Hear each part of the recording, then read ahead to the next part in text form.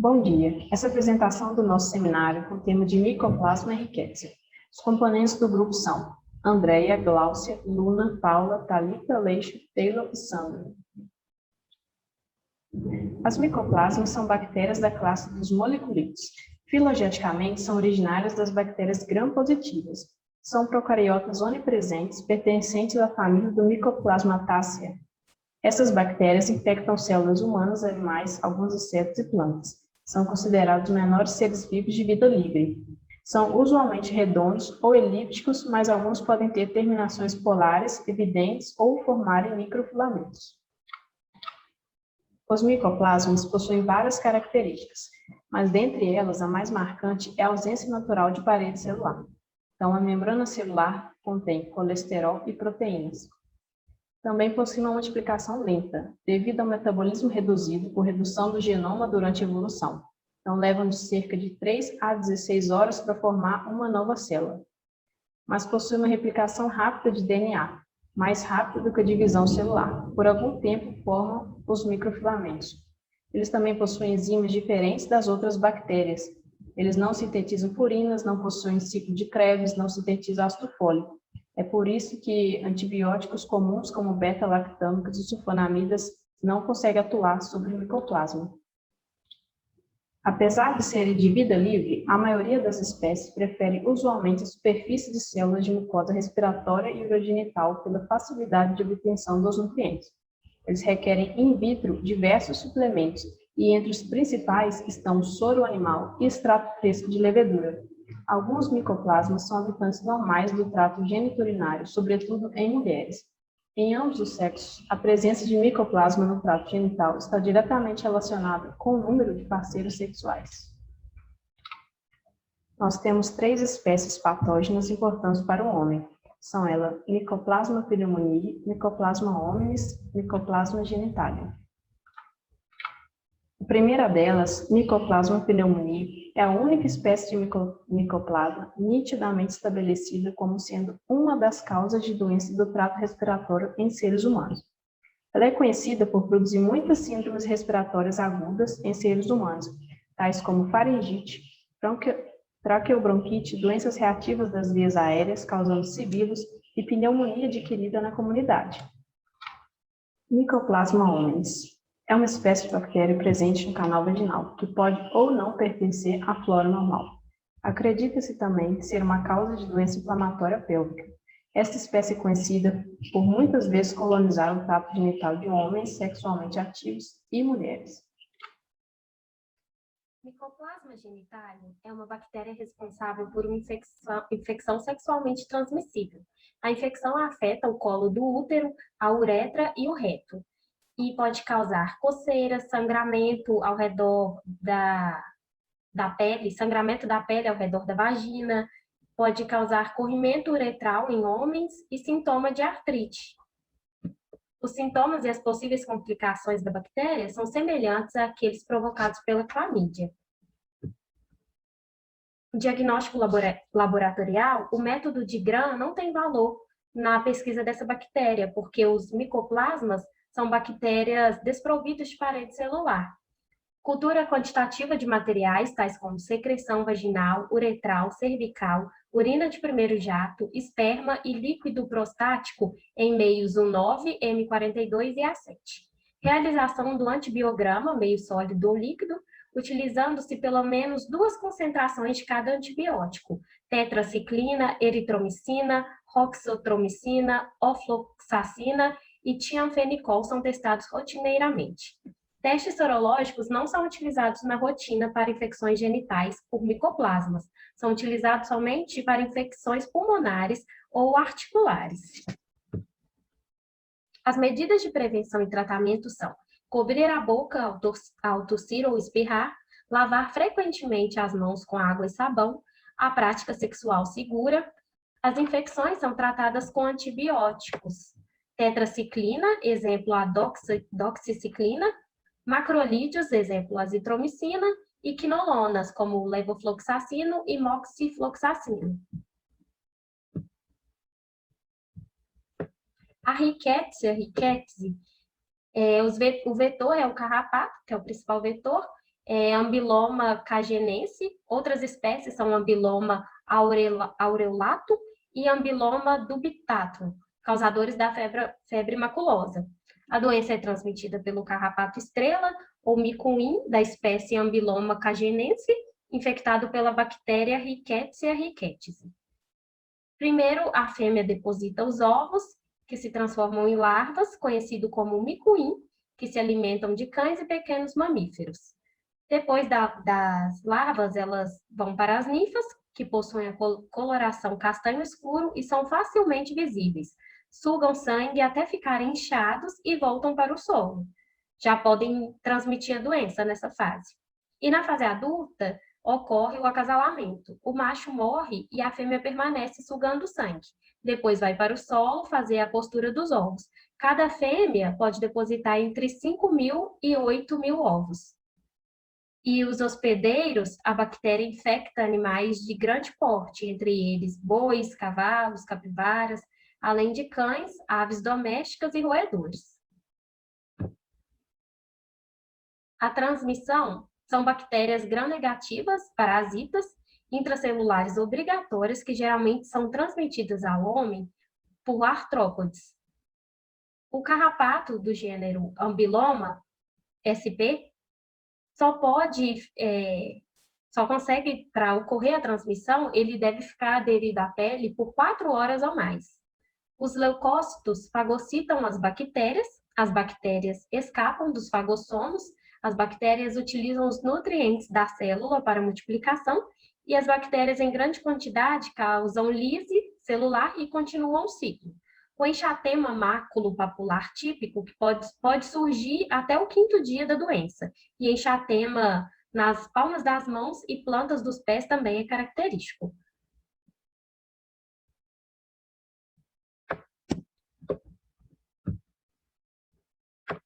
As manifestações clínicas, os sintomas são febre alta, dor de cabeça e lesões na pele. Os primeiros sintomas levam em média de 7 a 10 dias para se manifestar.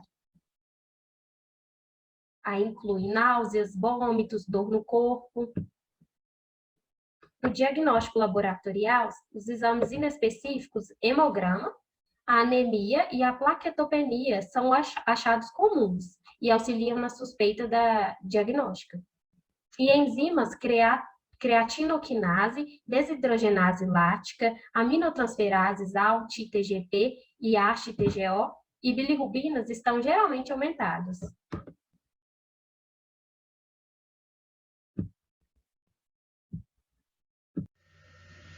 Bom, aqui vamos abordar um pouco sobre o diagnóstico laboratorial, né, onde a gente tem, por exemplo, a reação de imunofluorescência direta, conhecida pela sigla de RIF, né, que é o método sorológico mais utilizado para o esclarecimento diagnóstico das ricticioses, sendo considerado padrão ouro e é o mais disponível na rotina laboratorial. O RIF é uma reação de alta sensibilidade e especificidade, que pode ser utilizado para identificar e quantificar imunoglobulinas do tipo de classe IgM e IgG. Embora com alta especificidade, a RIF pode apresentar reação cruzada entre rictícias do mesmo grupo, que é denominado de anticorpos heterotípicos. Aí a gente tem a relação da histopatologia imunohistoquímica, que é realizada em amostras de tecido obtidas em biópsia de lesões de pele de pacientes infectados, em especial os graves, ou em material de necrópsia, como fragmentos de pulmão, fígado, baço, coração, músculo e cérebro. A imunohistoquímica, em lesões vasculíticas de pele, é considerada como um método mais sensível para a confirmação de febre maculosa, na fase inicial da doença. A gente tem a relação das técnicas de biologia molecular, que é a PCR, que é a reação em cadeia da polimerase, que é realizada em amostras de sangue, coágulos formados após centrifugação do sangue coletado, tecido de biópsias ou necropsias. Apesar de ser um método rápido, não possui um padrão específico, e a sensibilidade e a especificidade diagnóstica podem variar entre os testes. Aí a gente tem a relação que em microscopia, por exemplo, utiliza-se coloração de Giemsa ou de Gimenez, porque não se tem uma boa coloração com a coloração de Gram.